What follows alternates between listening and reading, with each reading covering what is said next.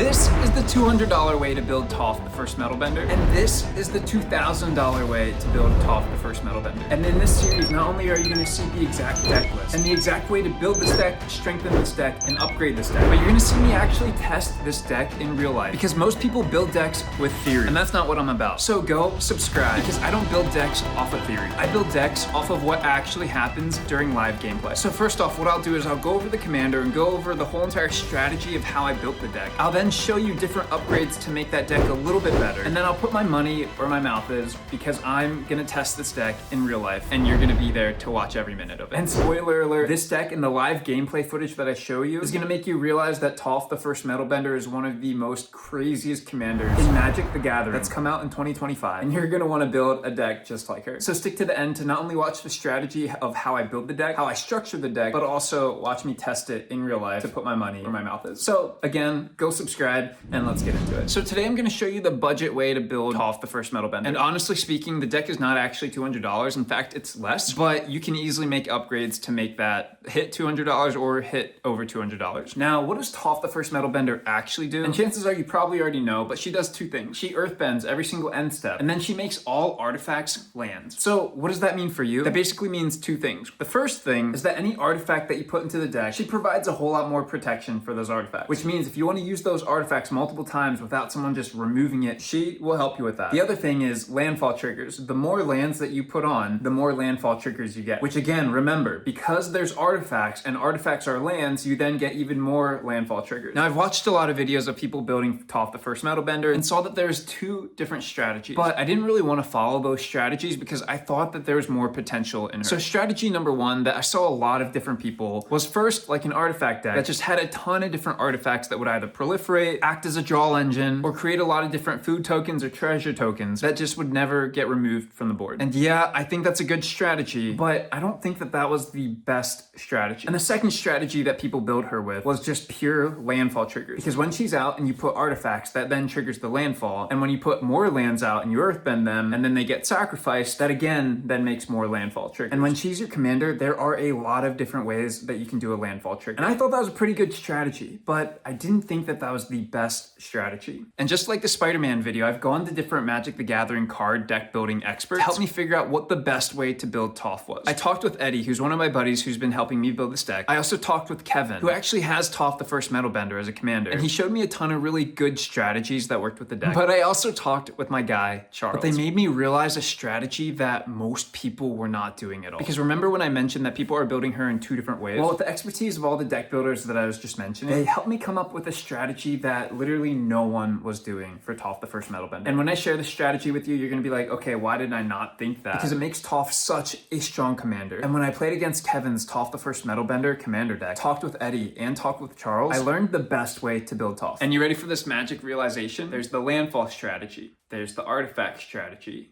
Toph helps with both of them. We combine both of them. It's that simple. And you're gonna be like, okay, yeah, that was like, obviously, why would you not think about that? But literally, the people that I've been watching on YouTube that build Toph the Commander have literally only built them in two different ways: artifact deck or landfall deck. What we're doing is we're combining both of them, which just makes her, it's such a crazy commander, and I'm stoked for you to watch to the end of the video, because you're gonna watch how this commander literally just destroys and just plows through everybody. Okay, so we're gonna combine landfall and we're gonna combine artifacts, but what exactly is the best way to combine both of them? I'm gonna first start off with landfall triggers because that's the most fun. So there's two different priorities with these landfall triggers. Number one is increase counters, and number two is flood the board. But not just normally, but in such a fast way that your whole entire pod has no clue how that just happened in such a fast time. And these landfall triggers are deadly because not only will you be able to attack wide with a ton of small creatures, but all of your lands that you currently have, whether they're earthbended or not earthbended, will end up becoming creatures that are literally unstoppable. And I haven't even gotten to the part that most of them, if not all of them, will have trample. Yeah,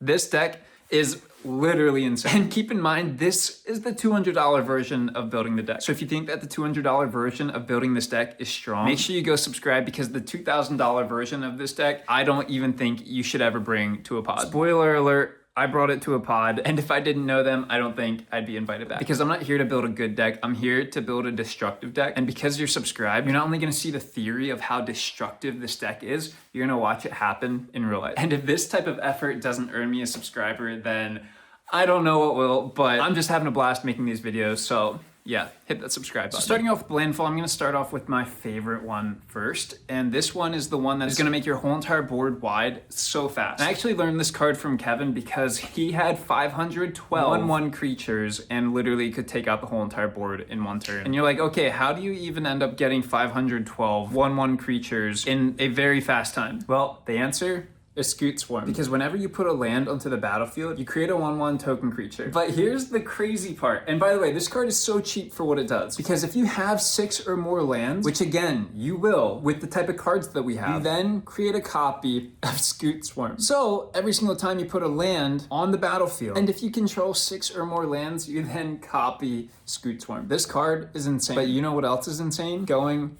with Scoot Mob. Because again, you're now creating tokens with Scoot Swarm.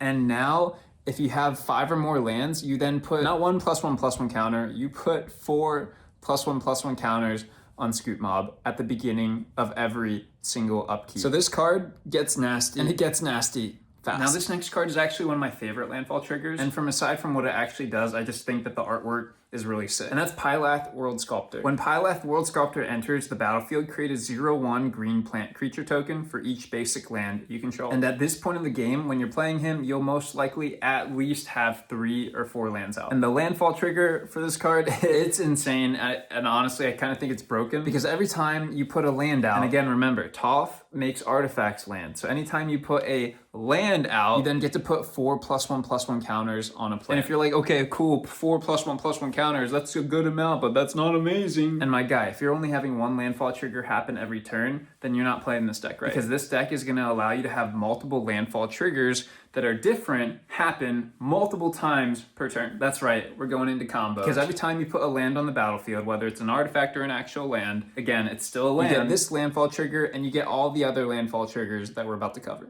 And remember, I said that a lot of people built the decks off of just landfall triggers. And that's cool. But we're building this deck a whole lot farther because we're not only doing landfall triggers, but we're doing artifacts and we're combining both of them. Yeah. I'm excited for you to watch the rest of the video because this next landfall trigger, again, this was from Kevin's recommendation. This next landfall trigger, I'm kind of scared for.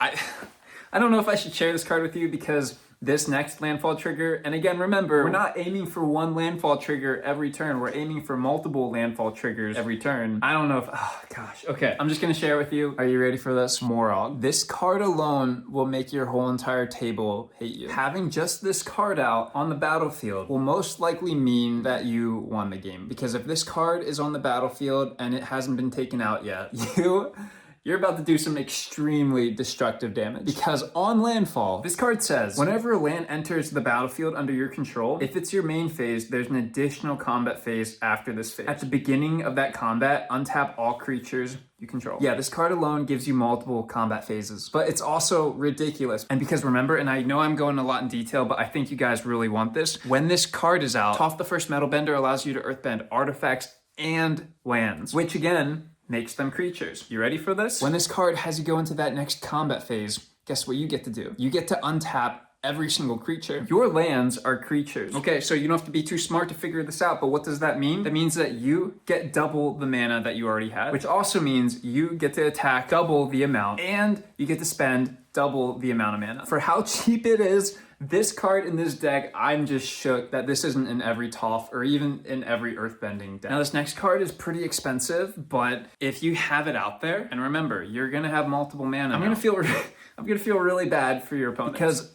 every time that you put a land onto the battlefield, you're gonna create a 5/5 creature. So by the time you already play this out, you're most likely going to be able to do multiple landfalls during that turn. So every single turn, I would expect for you to at least get 2 5/5 creature tokens. And that alone is going to make the whole entire board scary. And by the way, we haven't even gotten into enchantments, sorceries, instants, or any other thing of this deck. We've only gone over landfall triggers, and I'm hoping that you kind of understand what's about to happen here. Because when we hit the enchantments, when we hit the equipments, when we hit the artifacts, yeah. And what's also crazy is that this deck is under $200. And you're gonna watch how this deck is played. Now this next landfall trigger is not gonna be as big as the other ones that I've shown you, but it's gonna be a constant engine that just keeps getting bigger and bigger. Because this card is Abu, Mul Dahlia, I'm not even gonna try to say it. Basically what this card does is it allows you to quote unquote earthbend, but not like actually earthbend, because now you can choose a target land that you've either earthbended or haven't earthbend, and I would probably not choose the one that you've earthbent already, because this card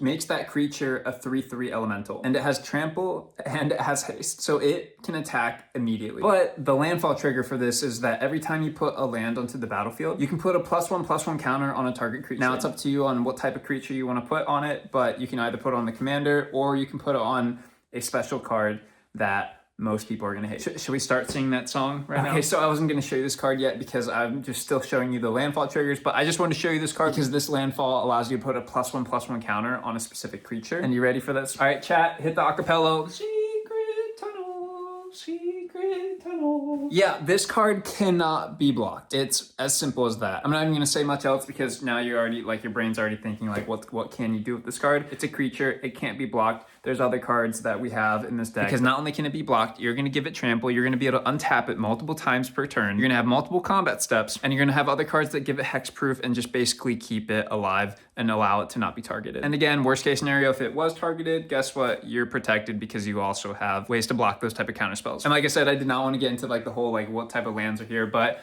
yes, if you're building a Toph deck or any type of earthbending deck and you do not have Secret Tunnel, you just go to your local game store and go buy yourself a Secret Tunnel. Now this landfall trigger, oh my goodness. Oh, okay. So you think that we have a great deck already. My guy, we have a good deck because cards like this make this deck unstoppable. What Mariah Shepherd does is every single landfall, you end up being able to return a non-land permanent from your graveyard back to your hand. And if that land is a plane, then you get to return that target non-land permanent to your battlefield. Now, side note, most of the times it will not actually be a plane, and sometimes you will hit the plane and it'll be awesome. But again, you're most likely going to be landfalling artifacts and other lands. But even then, every single landfall trigger, you're going to be able to bring something back from your graveyard. So now you don't really have to worry about things dying. And again, if you have this card in the battlefield or if it's even in your hand, and someone's just such a mean person, they're like, you know, I hate Toph, which is first off, ridiculous. And that means you're mean. But let's say they hate her anyway and they take her out. Well, what you can do is instead of putting it into your command zone, you then put it into your graveyard, put a plane out, and boom, she's back onto the battlefield. Now again, you can also put another land out, but at this moment, you know, artifacts won't be land, so it would have to actually be a land. But even then, you put a land out, and now you put her back in the hand, and you don't have to pay the commander tax. Now this next card is more of like a mana engine, just helps you get more mana faster. And that's Tireless Provisioner, because every time landfall trigger happens, you get a food token or you get a treasure token. Chances are you're most likely gonna get a treasure token. Okay, are you starting to see the magic here? Are you starting to feel the synergy? Well, hold up there, horsey, because boom,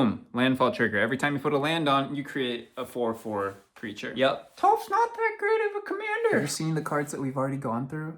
And we haven't even gone through even a 10th of the deck. And I've given you the spoiler multiple times, but when you watch the live gameplay and you realize some of the cards that we have in this deck, you're gonna realize that I destroyed the table and I haven't even dipped into 15% of what that deck could do. But even then, I destroyed the table. So go get yourself Toph the first metalbender because this commander is ridiculous. You know what? Side note, this is completely off topic, but I'm just gonna hook it up for you guys because guess what? I just hit 100 subscribers and you're gonna be like 100,000? No, I literally just hit 100 subscribers. I just started this channel and you guys are just like, you guys are blowing it up and I'm stoked that I have 100 subscribers because if you look in a room and you see 100 people, that's a lot of people. So all I'm asking is if you leave a comment talking about what you liked about this video, I'll pick a comment at random and I'll give you, and I don't even know if this means anything right now, but maybe, you know, one day in the future, you'll be like, okay, you know, I remember him when he was at 100 subscribers and now he's at 1 bajillion subscribers. Well, if it means anything, what I'll do is I'll either sign the back or the front, whatever you want, and I will mail this card in express delivery. Yeah, that's right.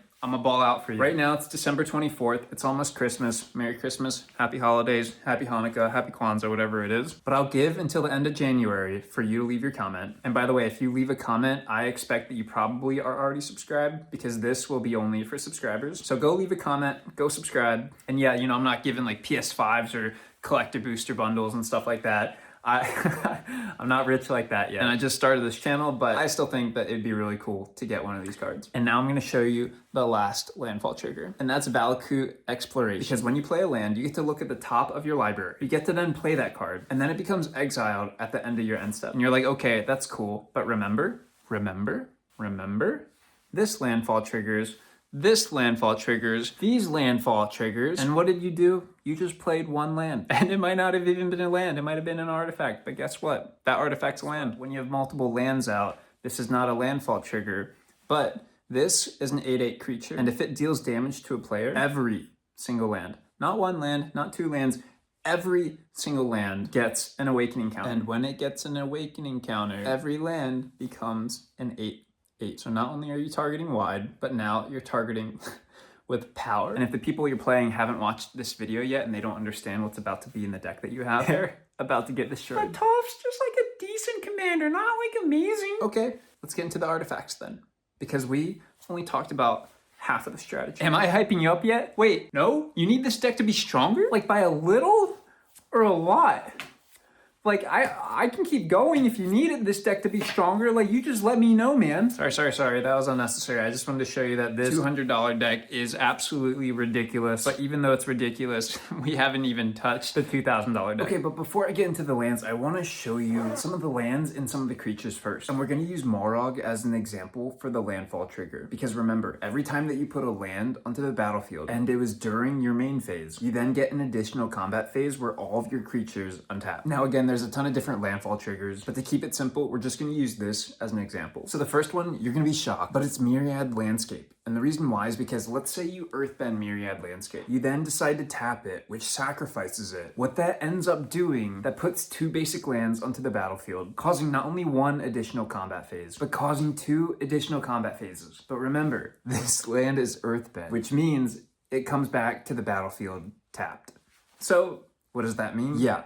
3 different combat phases. And if you have 4 or 5 different creatures out there, and let's say you just have 3 different creatures out there, because of Myriad Landscape and because of Morog, you now are able to attack with those 3 creatures or 5 creatures 4 times in a row. Now, if you think Double Strike was cool, this card is laughing at you. And then I also have Rumble Arena, which isn't fancy, it just has Vigilance. And then Bossing Say, which basically allows you to earthbend during your turn rather than waiting for Toph to earthbend at your end phase. And honestly, earthbending at your end phase is pretty cool, but we have a ton of cards that's going to make sure earthbending is never a problem. And then I have Karn's Bastion, which this card allows you to proliferate. You basically pay for mana, tap it, and then proliferate, which alone is just wild. But if you earthbend this then becomes a creature. And anytime your landfall triggers, remember there's multiple landfall triggers, but we're just going to use this to keep it simple. Morog will end up untapping your creature, which then again, if you have the mana, you can tap and proliferate again. And I have Descendant's Path, which literally lets you be able to cast a creature spell that shares the same creature type as you without paying its mana cost. And the cool part about this card is you get to do this every single turn. Now this card's a little bit expensive, but I honestly think it was worth it. And that's the Legend of Kiyoshi. And yeah, the saga is pretty cool, but the third part of the saga is really what makes this card worth it. Because when this card is transformed, and side note, Magic the Gathering, I don't know if you guys can see that, but this card is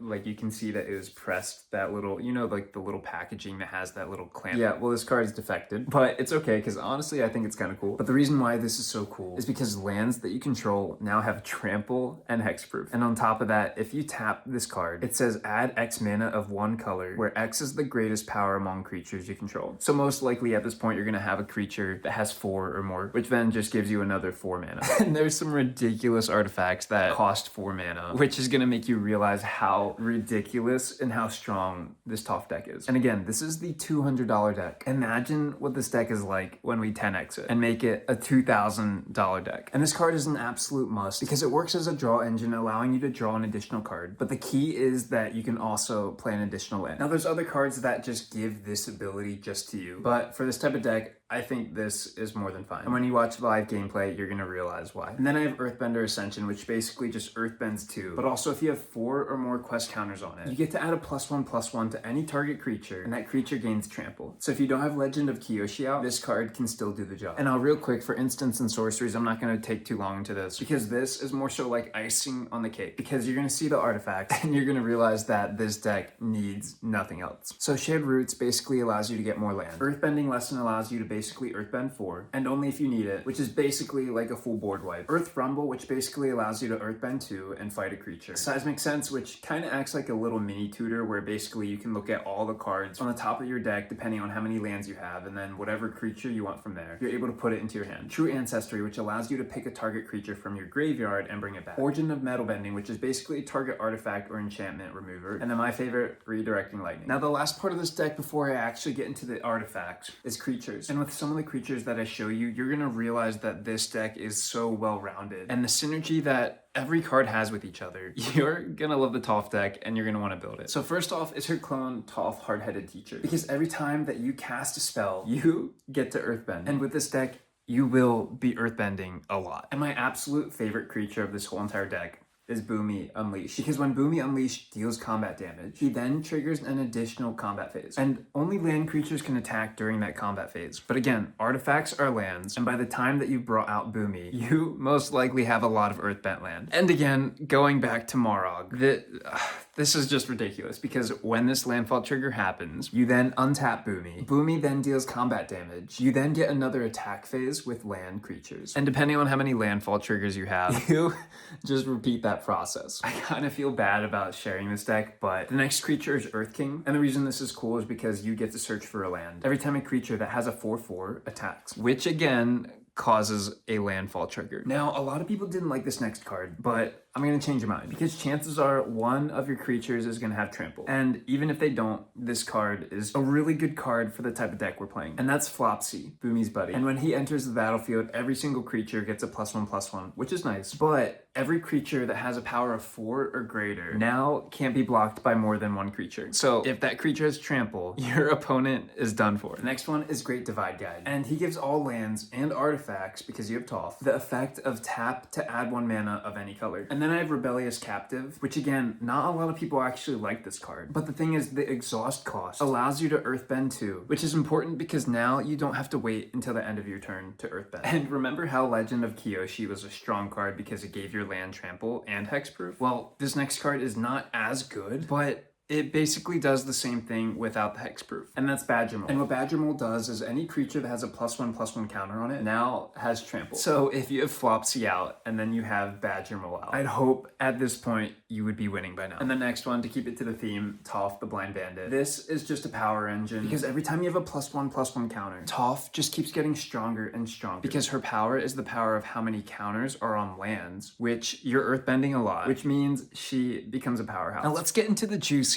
artifacts. Now the first artifact is literally my favorite artifact that's ever come out in this whole entire set. And it's not my favorite because it's like the strongest card. In fact, it's probably one of the weakest artifacts out there, but it's just really funny. And if you actually do know how to use it, it comes in clutch, just like how it always came in clutch on the show. And that's Trusty Boomerang. And when you equip the creature has pay 1 mana and then tap the creature. And then you get to tap a target creature. And then you get to return this to your hand. And I know you might be thinking like, that's like, what's the point of that? And in fact, when I first saw this card, I thought it was such a dumb card. In fact, most people that I've shown think that this is a really dumb card. But in a deck like this card comes in super clutch. Because first off, if you want to attack opponent who has like a 15/15 out there, or who has a creature with Death Touch that you don't want to take any chances on, this card does it for you. But on top of that, this card comes back to your hand and you only have to pay 1 mana to bring it back out. And I feel like I don't have to remind you, but remember, when it comes out, that card ends up becoming a land. Say it with me together. Landfall trigger. For 1 mana, you get the cheapest landfall trigger. On top of that, if you have a lot more mana to use and you don't have much else to do and you just want an extra landfall trigger, you equip it to a creature, you tap a target creature,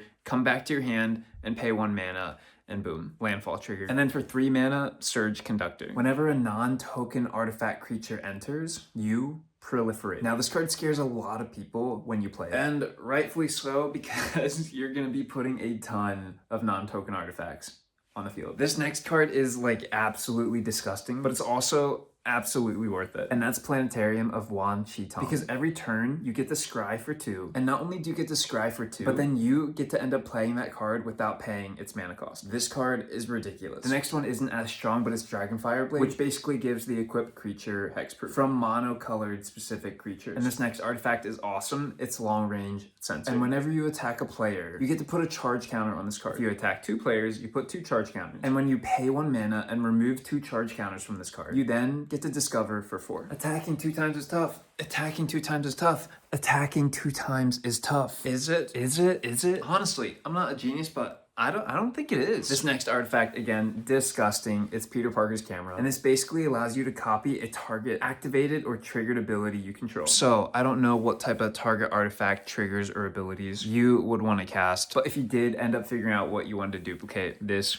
does it 3 times. Ruby Medallion basically allows you to cast red spells for 1 mana less. Swiftfoot Boots, which gives a creature hexproof and haste. Lux Cannon, which you will be tapping multiple times per turn, which will then put a charge counter on this card. And whenever you have 3 or more charge counters on this card, you can remove 3, tap the card, and destroy a target permanent. And again, you're like, how am I able to tap this multiple times a turn? I don't know. Cloud Key is a must because it says, as this artifact enters, choose artifact, creature, enchantment, instant, or sorcery, and spells you cast cost 1 less for whatever you chose. And then Soul Guided Lantern, which basically exiles an opponent's graveyard. Now remember, these artifacts are lands, and when you earthbend those lands, and let's say you end up sacrificing those lands, you not only get to keep that artifact on the battlefield, which acts like a little protection, but now you're triggering multiple landfall triggers every single time. Okay, so I've hyped this deck up a ton, but is it actually as good as I'm hyping it up to be? Short answer, yes. But long answer, come with me and watch me as I play this deck live so that you can see exactly how this deck works. And again, if you like the type of effort that I'm putting into these types of videos, it would be dope if you hit the subscribe button because a lot of people build decks and a lot of people have strategy and theory when it comes to actually building a deck. But that's just words. And I think that's cool, but I want to make this better because not only am I showing you the deck, sharing with you the strategy, and showing you exactly how the deck should perform, but I'm putting my money where my mouth is by playing this deck live to show you exactly how this deck performs in a real life situation. And if that doesn't earn a subscriber, I don't know what will. So go subscribe and let's get into it. So starting off, I saw what my first hand was and realized that I probably should mulligan. Ooh, I don't know if I want to keep that. I'm gonna mulligan. Or not mill, you know what I meant. Mulligan. Mulligan again? And after I drew again, I got really lucky. I drew what I would consider a good, if not great, land draw. Okay, I like his hand. See, You passed? Yep. Okay. I'm not gonna get a soul ring because I'm not wearing a sweatshirt, so I can't hide the soul rings. Alright, I'm gonna play a command tower, and then I'm gonna tap that for soul ring. Sweet, that command tower. Oh my god. I'm the only one without a soul ring. And then I'm gonna pass. Feeling left out. Yeah. That was pretty lucky. Command tower and soul ring, turn 1. Tap it, unending whisper, draw a card, cry because I didn't get a soul ring, and that's my turn. Alright, I'm gonna play Thriving Grove, and I'm gonna call the other color white, so it's a green and white. And it enters tapped. And then I am going to tap Command Tower for green, and then tap Soul Ring for 1 mana for Rausch's Audience. And at this moment, I was fully set up with mana, and I was locked in and ready to go. What commander are you playing, and what does it do? Clea of the Vast. When she attacks, you can bring out an angel, demon, or dragon from your hand. I hate it. Oh, for free? Oh my goodness. And then you?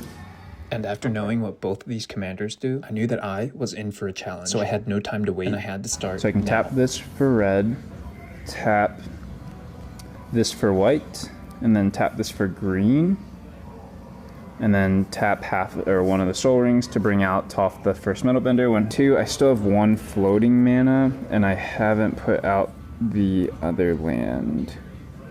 So I will put out Jasmine Dragon, and then I'll Earthbend 2 and then pass. You about to hit me with the flyer? The problem with one of my opponent's deck is that he had a lot of flyers, and I wasn't ready for that. I'm going to attack you with Kalia, so that'll be 3 commander damage.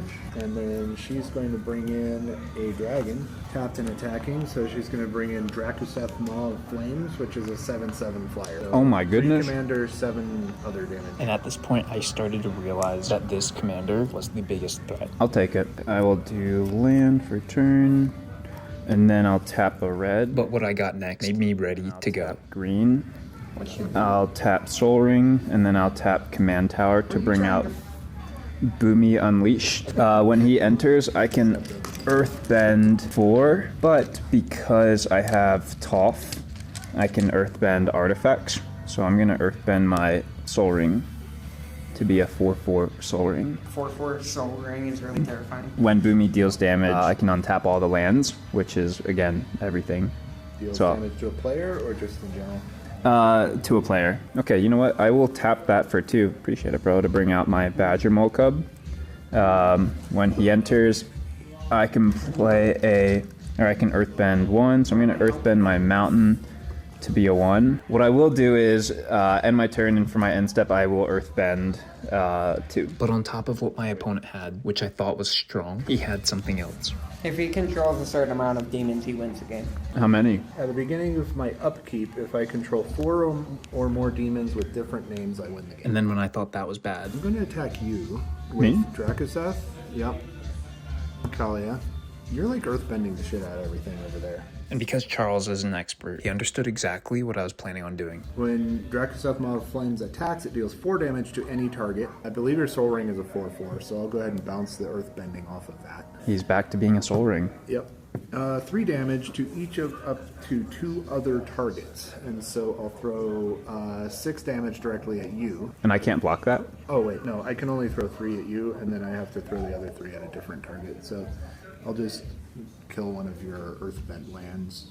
I'm going to tap this for 2 because I have Boomy, and then I will tap Soul Ring to bring out the Earth King. This is a 4/4 bear, everybody. Not salt. Not Salt, yeah, it's a bear. Bear, and then whenever 1 or more creatures you control with power 4 or greater attack, search your library for that many basic land cards. And then I will tap 1, 2, 3, 4 to bring out Crystalline Crawler. So I will attack you with a 3/3 and a 5/4 with Trample. And now let the triggers begin. Okay. So because you are taking it, it was with Boomy. So all lands do untap, which is again everything that is an artifact too. That was not a land though. These 2 I'll hit you with a 2/2, and that'll be it. And this is where I made my first mistake, because I was being too nice. And then after the end, or at the end step, I'll Earthbend 2, and I'm going to Earthbend Crystalline Crawler, so it is now a 5/5. And the bad thing about playing a deck building expert is that he can immediately assess the main problem. But I'm happy that I'm friends with him, because he's been helping my decks become much stronger than I could have ever made them. What does that do? Just kills him. Just destroy target creature. Oh man, Simple and straightforward. I like Boomy. But even though he teaches me the hard way.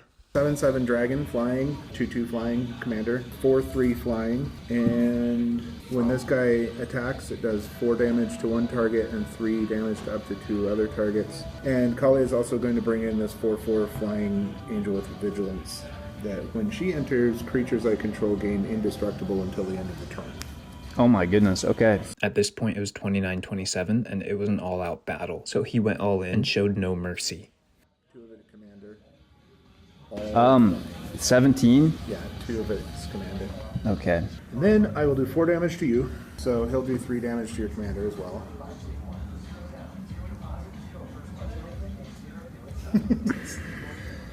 See, Dad, this is why I don't like Kalia. And I will kill that earthbend land. And even though I was taking him out fast, I had one last shot. That was rough. That I want to bring out, you're immediately gonna. So then I will tap for green, tap for red, tap for white, and then I will tap part of the Soul Ring to bring out the commander again. Do you have any blockers right now? It's 1/1 flyer, dude. Okay. And right now, because he did a full swing, he only had one it, though. blocker. Okay, so then I'm going to brings out Ty Lee. I'll attack you with a 4/4, a 2/2, a 6/6, No. Okay. No. No. No. a 2/2, another 2/2. I'll block the 6/6 with this dude. Okay. What's about to happen? A non-angel creature you control dies, transform Archangel Avacyn at the beginning of the next upkeep. Oh, geez, So okay. she's going to transform. So I still hit you with Right, 4, right, 5, 6, 7, 8, 9, 10, 11, 12. Right. And then I'll tap white to bring out Suki Kiyoshi Captain when she comes out. Warriors you control get +1. So when this creature transforms into Avacyn the Purifier, it deals 3 damage to each other creature and each opponent. Each other creature? Each other creature, so it kills these 2. And like everybody's creatures. Everybody's And creatures. everybody's and every creatures and you. Oh my goodness, okay. Now this is just a land. And my commander dies again. Gosh. I'll play the land, which has vigilance. So I'll tap red, green, white, and then colorless to bring out Toph.